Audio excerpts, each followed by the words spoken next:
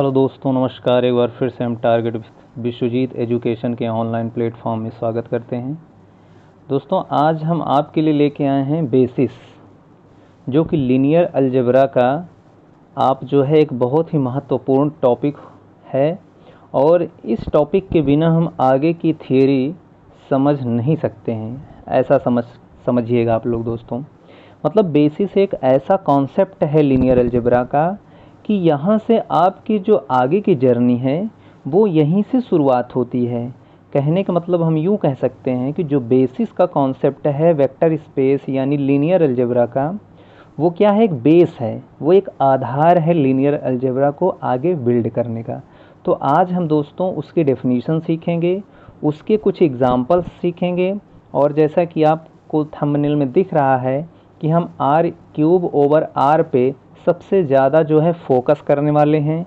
और इस vector space के अंतर्गत बेसिस कैसे हो सकते हैं, कैसे हम फॉर्म कर सकते हैं इसकी बेसिस, और कौन कौन से सेट जो है इसकी बेसिस बना सकते हैं।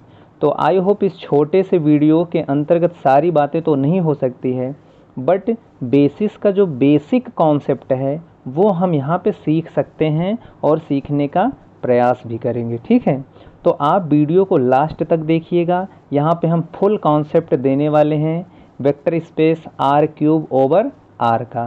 पहले हम छोटा एग्जांपल्स करेंगे, उसके बाद हम r³ पे बात करने वाले हैं और डिटेल में हम लोग बात करने वाले हैं। और जिससे कि आपको बिल्कुल कन्फ्यूज़न ना बना रहे कि हम इस वेक्टर स्पेस पे बेसिस किस तरीके से डिफ़ाइन कर सकते हैं और किस तरीके से हमको बेसिस निकालना है, ये सारी चीज़ें आज यहाँ पे बिल्कुल क्लियर हो जाएंगी। तो आइए देखते हैं। सबसे पहले हम डेफिनीशन सीखेंगे कि बेसिस की डेफिनीशन क्या होती है। तो आइए हम बेसिस पे बढ़ते हैं। और हाँ, बढ़ने से पहले अगर आप इस चैनल पर नए हो तो चैनल को सब्सक्राइब कर लीजिए, क्योंकि हम इसी तरीके के linear algebra, group theory, ordinary differential equation, real analysis और भी जो मैथमेटिक्स के अच्छे अच्छे टॉपिक्स हैं, हम 1 बाय 1 जैसे समय मिलता है हम यहाँ पे आप लोगों को अपलोड करते रहते हैं, और ये आपको बहुत ही मददगार साबित होती हैं। तो आइए हम बढ़ते हैं बेसिस के डेफिनीशन पे। तो जैसा कि यहाँ पे आप देख पा रहे हैं कि हमने V/F क्या लिया है, एक वेक्टर स्पेस लिया है ओवर फील्ड F। ठीक है, V/F क्या है, एक वेक्टर स्पेस है ओवर फील्ड F। ठीक, यहाँ पे F आपका फील्ड है। Then a subset S capital which is a subset of V/F, यानी S हमने क्या लिया है, V/F का एक सबसेट कंसीडर कर लिया है। Is said to be a basis for vector space V/F if it satisfy the following conditions. अगर यस आपका कुछ दो कंडीशन को सेटिस्फाई कर जाता है तो यस यहाँ पे हम क्या बोल देंगे कि यह एक बेसिस है। ठीक है, अब वह कौन सी दो कंडीशंस है जिसको यस सेटिस्फाई करे तो वह जो है क्या हो जाए, बेसिस हो जाएगा। तो यहाँ पे दोनों बातें यहाँ पे देखिए मेंशन की गई हैं, पहला और दूसरा करके। ठीक है, फर्स्ट एंड सेकेंड। तो यस को क्या होना पड़ेगा, अगर इसको बेसिस बनना है तो पहली कंडीशन यस आपका linearly independent set of vectors होना पड़ेगा वेक्टर स्पेस V/F का। और दूसरी बात यहाँ पे क्या है कि LS जो है V/F के इक्वल होना पड़ेगा। कहने का मतलब है, इसको हम शब्द में बोल सकते हैं, वर्ड में, कि S जनरेट्स V/F, यानी जो कैपिटल यस है V/F का सबसेट वो किसको जनरेट करे, वेक्टर स्पेस V/F को अगर जनरेट कर देता है तो यहाँ पे अगर यस इन दोनों कंडीशन को सेटिस्फाई कर जाता है तो S को हम क्या बोल देंगे, यहाँ पे वेक्टर स्पेस V/F का क्या है, एक बेसिस है। ठीक है, तो एक बार फिर से आप ध्यान से देख लीजिए क्या है, यस को लीनियरली इंडिपेंडेंट सेट होना पड़ेगा और साथ ही साथ उसका लीनियर स्पैन जो है V/F के इक्वल हो जाए। अर्थात इसको हम यूँ कह सकते हैं कि यस जनरेट कर दे किसको, पूरे के पूरे होल वेक्टर स्पेस V/F को। तो जो भी सेट V/F का यानी वेक्टर स्पेस का इस कंडीशन को सेटिस्फाई करता है, that will be a basis of the given vector space V/F। तो आई होप आपकी डेफिनीशन क्लियर हो गई होगी। आइए अब बढ़ते हैं एग्जाम्पल पे। अब देखिए यहाँ पे एक छोटा सा एग्जाम्पल मैंने यहाँ पे कंसीडर कर रखा है, जो कि वेक्टर स्पेस R² पे है। पहले एक समझने के लिए हमने छोटा सा एग्जाम्पल लिया है, फिर आगे हम डिटेल में स्टडी करेंगे। तो यहाँ पे देखिए आर स्क्वायर ओवर आर हमने एक वेक्टर स्पेस लिया है और एक इसका सबसेट कलेक्ट कर लिया है। ध्यान से देखिए, यस के अंदर हमारे पास दो वेक्टर हमने लिया है, u1 1,0, u2 0,1 which is a subset of R square. ठीक, और जैसा कि आप लोग जानते हैं आर स्क्वायर में किस तरीके के वेक्टर होते हैं, एक बार हम मेंशन कर दे रहे हैं। ऑर्डर पेयर टाइप के एलिमेंट होंगे, ए कामा बी टाइप के एलिमेंट होंगे, जहाँ पे ए और बी कहाँ के मेंबर होंगे, आर से होंगे। तो इस टाइप के आपके जो है आर स्क्वायर में मेंबर होते हैं ऑर्डर पेयर टाइप के एलिमेंट। ठीक, तो एस जो है आर स्क्वायर क्या है, सबसेट है। अपने कॉपी में इसको नोट डाउन कर लीजिएगा, महत्वपूर्ण बातें हैं यहाँ पे हो रही हैं।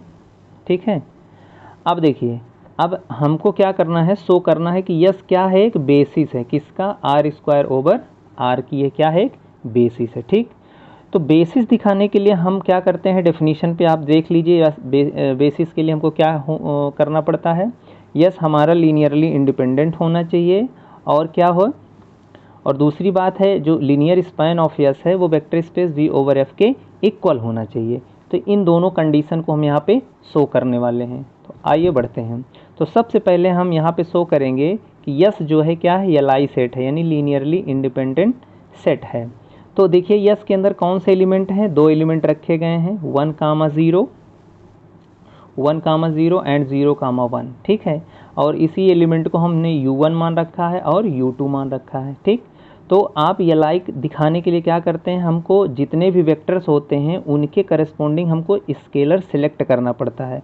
तो यहाँ आप कैपिटल एस में देख रहे हैं कि केवल दो एलिमेंट हैं, यानी दो वेक्टर्स हैं u1 और u2, यानी 1,0 और 0,1। तो हमको इसके करस्पॉन्डिंग एग्जैक्टली 2 स्केलर सेलेक्ट करना पड़ेगा। तो हम यहाँ से 2 स्केलर सेलेक्ट कर लेते हैं। Select 2 scalars a and b belongs to R, b 2 scalar, और इनका क्या कर लेते हैं, लीनियर कॉम्बिनेशन बना लेते हैं। ये देखिए ए u1 प्लस बी u2 बराबर 0। अब u1 u2 की वैल्यू यहाँ पे पुट कर देंगे हम। अब देखिए u1 u2 की वैल्यू पुट करने के बाद अब देखिए आर स्क्वायर का जो है हमको 0 वेक्टर लिखना है, तो 0 वेक्टर क्या हो जाएगा, 0,0 हो जाता है। तो यहाँ से क्या हो जाएगा आपका, इसको थोड़ा सा कोऑर्डिनेट वाइज मल्टीप्लाई कर लीजिएगा और ऐड कर लीजिएगा।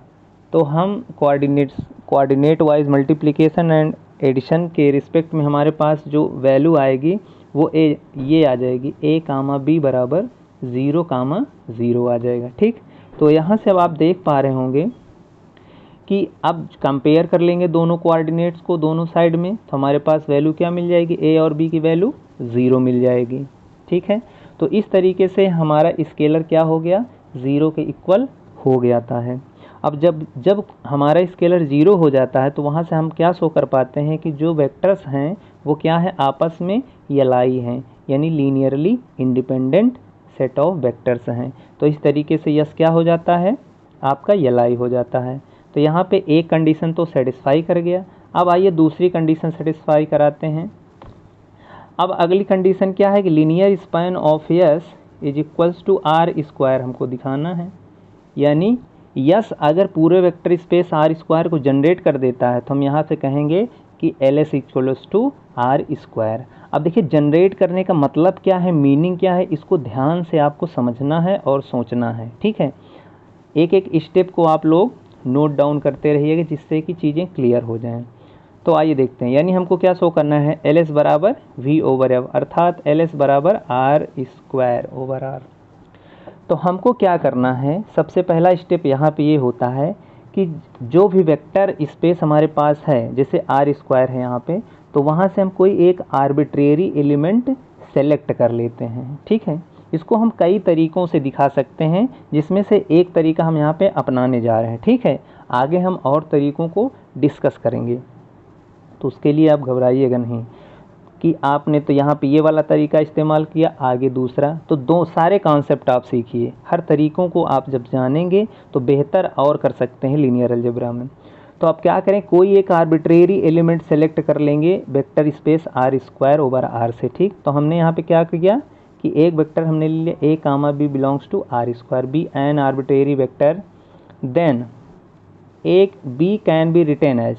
अब देखिए ए और बी को हम किस तरीके से लिख सकते हैं, यहाँ से आप अगर देख रहे हों तो ए और बी को हम देखिए इस तरीके से लिख सकते हैं, a into 1,0 plus b into 0,1 for all a b belongs to R square. भाई यहाँ पे क्या करेंगे, अगर कोऑर्डिनेट वाइज मल्टीप्लाई करेंगे तो a को 1 से मल्टीप्लाई करेंगे तो a हो जाएगा, b को यहाँ पे मल्टीप्लाई करेंगे तो 0,b हो जाएगा, और दोनों को ऐड करेंगे तो अल्टीमेट a,b ही आएगा। और हमारे पास यस में कौन से वेक्टर्स रखे गए हैं, यस में आपके जो है, यस में आपके 1,0 वेक्टर है और दूसरा जो है 0,1, और हमको इन्हीं दोनों वेक्टर्स की लीनियर कॉम्बिनेशन के फॉर्मेट में लिखना है। तो यहाँ से अगर आप देखें इस वाली लाइन को, तो यहाँ से हमारी वो चीज़ें दिख रही है कि ए और बी, a,b हमने एक आर्बिट्रेरी मेंबर लिया था आर स्क्वायर से, जिसको हम वेक्टर 1,0 और 0,1 के लीनियर कॉम्बिनेशन में लिख पा रहे हैं। तो अब यहाँ से आप ए बी का कोई भी आर से सिलेक्शन करते रहेंगे तो आर स्क्वायर के मेंबर्स हमको प्राप्त होते रहेंगे, यानी हम पूरा का पूरा आर स्क्वायर ही जनरेट कर ले रहे हैं। किसके माध्यम से, स्केलर ए और बी के माध्यम से, जहाँ पे हम ए और बी की वैल्यू पुट करते रहेंगे और अलग अलग वेक्टर्स हमको मिलते रहेंगे। तो इस तरीके से हम यहाँ पे शो कर पाते हैं कि एल एस बराबर क्या हो जाएगा, आर स्क्वायर ओवर आर, अर्थात यस जो है पूरे के पूरे vectors space R square over R को जनरेट कर लेता है। तो अतः हमारे पास यस क्या हो जाएगा, एक बेसिस हो जाएगी, यस क्या हो जाएगी, एक बेसिस हो जाएगी। तो पहला तरीका आपका बेसिस दिखाने का ये है, और आई होप ये चीज़ें समझ में आई होंगी। अगर नहीं समझ में आई होंगी तो उसको कमेंट के माध्यम से पूछ सकते हैं। आइए हम नेक्स्ट एग्जाम्पल पे चलते हैं। अब देखिए ये एग्जाम्पल बहुत ही महत्वपूर्ण है, इसमें आपको बहुत ज़्यादा सीखने को मिलने वाला है। वीडियो लंबा हो जाएगा लेकिन पूरा कॉन्सेप्ट आप लोग सीख के जाइएगा आज यहाँ से। अब देखिए, अब क्या इसमें इस टाइप का क्वेश्चन अगर आपके सामने आ जाता है तो उसको कैसे डील करेंगे कि find basis for vector space R cube over R, R की पावर 4 ओवर आर, आर की पावर 5 ओवर आर। इस टाइप के अगर वेक्टर स्पेस आपके सामने आ जाते हैं तो उन वेक्टर स्पेसेस को किस तरीके से उनके बेसिस निकालेंगे और बेसिस किस तरीके से आप देख सकते हैं, ये सारी बातें आइए हम इसको डिटेल में जानकारी लेते हैं। तो देखिए इसका एक सिंपल सा मेथड है और इस मेथड को ध्यान दीजिएगा, प्रत्येक वेक्टर स्पेस में हम यह मेथड इस्तेमाल करने वाले हैं जिससे कि इजी वे में आपकी बेसिस तैयार हो जाती है। तो जैसे सबसे पहले हम आर स्क्वायर ओवर आर पे बात करेंगे, ठीक है, आर क्यूब ओवर आर पे बात करने वाले हैं, इसकी बेसिस निकालेंगे। तो आइए इसके बेसिस पे बात करते हैं। तो सबसे पहले इसको हम डिफाइन कर लेते हैं, आर क्यूब ओवर आर क्या है। R cube over R can be written as a, b, c such that a, b, c belongs to set of real number, यानी आपके पास ट्रिपलेट टाइप के एलिमेंट्स होंगे आर क्यूब ओवर आर में, ठीक। तो इसकी बेसिस निकालने के लिए क्या करना पड़ता है आपको, सबसे पहले आप ध्यान से देखिए, सारी लाइंस को देखिए, यहाँ पे क्या लिखा हुआ है, उसके बाद हम लोग एनालिसिस कर लेंगे सारी बातों का। अब यहाँ पे क्या है कि पहले आपको क्या करना है, जैसे आपके पास एक मेंबर हो गया a, b, c, एक कोई आर्बिट्रेरी इसी टाइप का मेंबर होगा आर क्यूब ओवर आर में, ठीक है।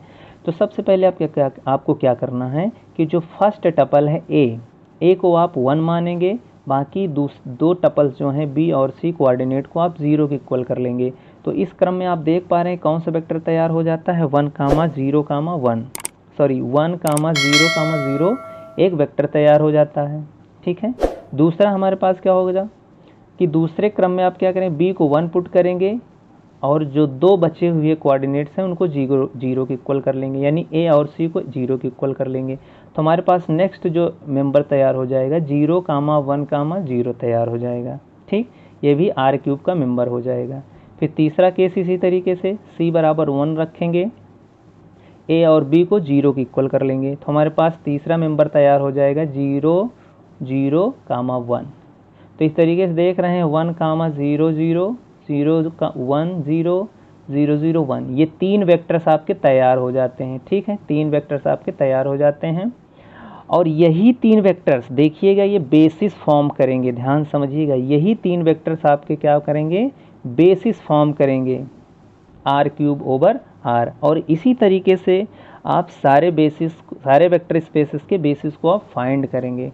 तो आइए देखते हैं आगे हम। तो यहाँ पे लिखा हुआ है देन सेट एस अब इसका एक कलेक्शन कर लेंगे 1, 0, 0, 0, 1, 0, 0, 0, 1। ये क्या है, एक सेट हो जाएगा और यही सेट जो है आर क्यूब की एक बेसिस हो जाएगी। अच्छा, यहाँ पे हम आर क्यूब ओवर आर की एक और भी बेसिस हम बना सकते हैं। अब देखिए, इसका डिटेल में स्टडी कर रहे हैं, इसलिए हम इस सारी बातें, इससे जुड़ी हुई हम सारी बातें करने का प्रयास कर रहे हैं।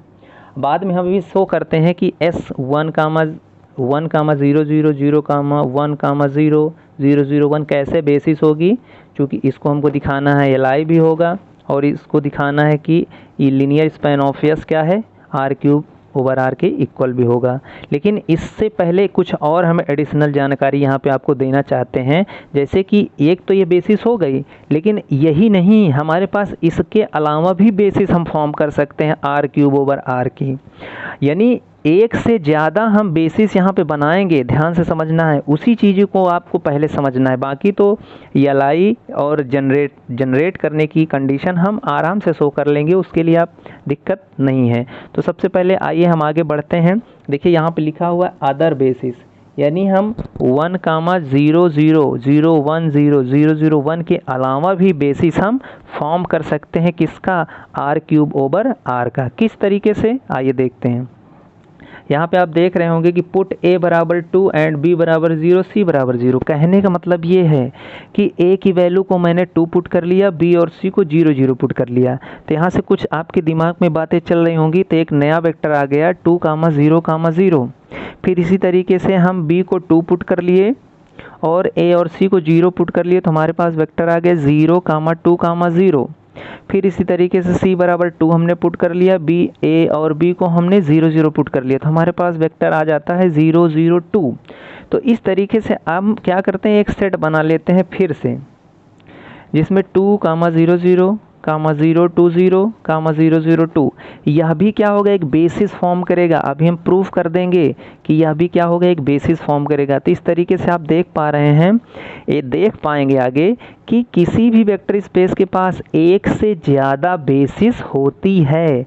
मतलब आप अपने ये दिमाग में मत रखिएगा किसी कोई भी वेक्टर स्पेस लेंगे तो उसके पास एक यूनिक बेसिस होगी, या गलत है, ये रॉन्ग हो जाती है कंडीशन। कहने का मतलब है एक से ज़्यादा बेसिस हो सकती हैं किसी भी वेक्टर स्पेस के पास। ये कॉन्सेप्ट आपको यहाँ पे हम समझाने का प्रयास कर रहे हैं, बाकी तो हम अभी शो कर देंगे। इसी तरीके से आप जो है कई और बेसिस बना सकते हैं। यहाँ पे अलग अलग, फर्स्ट टपल में कोई और दूसरा रियल नंबर रखिएगा, ठीक है।